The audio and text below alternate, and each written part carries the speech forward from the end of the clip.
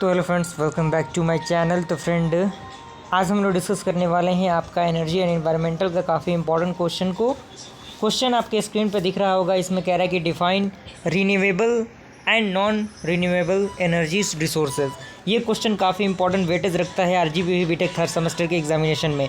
तो आपको इस क्वेश्चन को मिस नहीं करना है। आप वीडियो में अंत तक बने रहिए, तभी आपको सारा कंसेप्ट, सारा चीज़ आपको समझ में आएगा। ओके,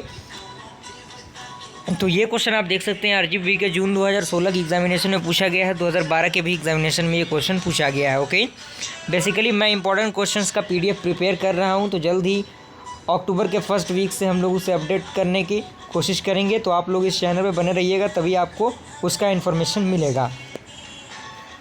तो बात करते हैं रीन्यूएबल एनर्जी सोर्स की। वो होता क्या है, तो इसमें कह रहा है कि renewable energy sources are those which have virtuality inexhaustible and can be replenished after their used।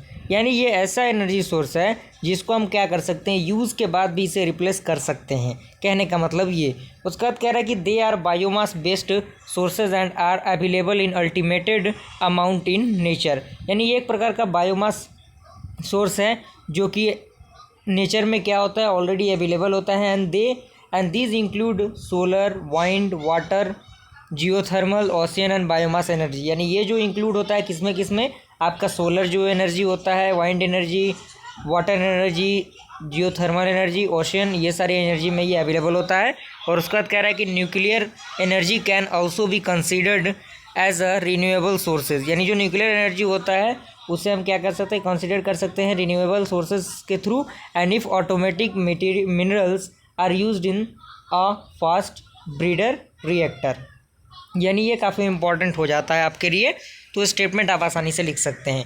उसके बाद फ्रेंड आपका आता है नॉन रीन्यूएबल एनर्जी, जिसमें कह रहा है कि non renewable energy sources are those natural sources which are exhaustible and can not be replenished once used.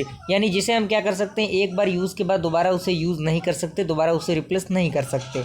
And these are developed over a long period due to physical, chemical and biological actions below the earth surface. यानी ये हम क्या कर सकते हैं, इसे develop कर सकते हैं एक लंबे समय के द्वारा, जो फिजिकल, केमिकल और बायोलॉजिकल एक्शंस होते हैं पृथ्वी के अंदर, उनके थ्रू ये बनता है आपका। उसका बाद कह रहा है कि they are available in limited amount. यानी ये एक सीमित अमाउंट तक के लिए ही आपका अवेलेबल होता है।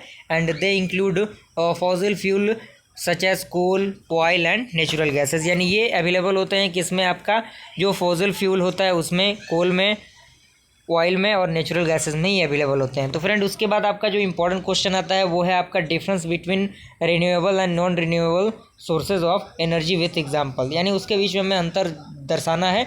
तो आपको पता है किसी भी चीज़ का अगर डिफरेंस हमें लिखना होता है तो डिफरेंस लिखने के लिए बेसिकली हम उसका प्रॉपर चार्ट बनाते हैं और चार्ट के थ्रू ही हम उस चीज़ को रिप्रेजेंटेट करने की कोशिश करते हैं। तो उसमें आपका रिन्यूएबल सोर्स का एक चार्ट आप बनाएंगे और दूसरा नॉन रिन्यूएबल सोर्स का। और रिन्यूएबल सोर्स में लिखेंगे these energy source are virtuality in exhausted and can be replaced after their use by natural process. यानी हम क्या कर सकते हैं, इसे एक बार यूज़ करने के बाद भी दोबारा उसे रिप्लेस कर सकते हैं नेचुरल प्रोसेस के थ्रू। लेकिन नॉन रिन्यूएबल सोर्सेज में ऐसा नहीं होता, जिसे हम एक बार यूज़ करने के बाद दोबारा उसे रिप्लेस नहीं कर सकते। सेकेंड आपका है कि they are mainly biomass based surface. यानी ये जो बायोमास होते हैं उनके ऊपर आधारित होता है। और नॉन रिन्यूएबल आपका होता है, ये डेवलप होता है एक लंबे समय अंतराल में, जिसमें फिजिकल, केमिकल और बायोलॉजिकल एक्शन होते हैं सरफेस के अंदर अर्थ के, तो उनके थ्रू ये डेवलप होता है। एंड थर्ड नंबर है कि they are available in the ultimate amount in nature. यानी ये नेचर में भरपूर मात्रा में उपलब्ध है। और इसमें यह है कि they are not available in a limited amount. यानी ये एक लंबे समय तक के लिए अवेलेबल नहीं रहता हमारे लिए। यानी इसमें आपका है जो आपका रिन्यूएबल है, जिसमें आपका वाइंड, सोलर, वाटर, ये सारी एनर्जी आ जाएंगी। और नॉन रिन्यूएबल में आपका न्यूक्लियर एंड ऑयल या नेचुरल गैस, ये सारी चीज़ें आ जाएंगी। तो फ्रेंड आई होप ये क्वेश्चन आपको समझ में आया।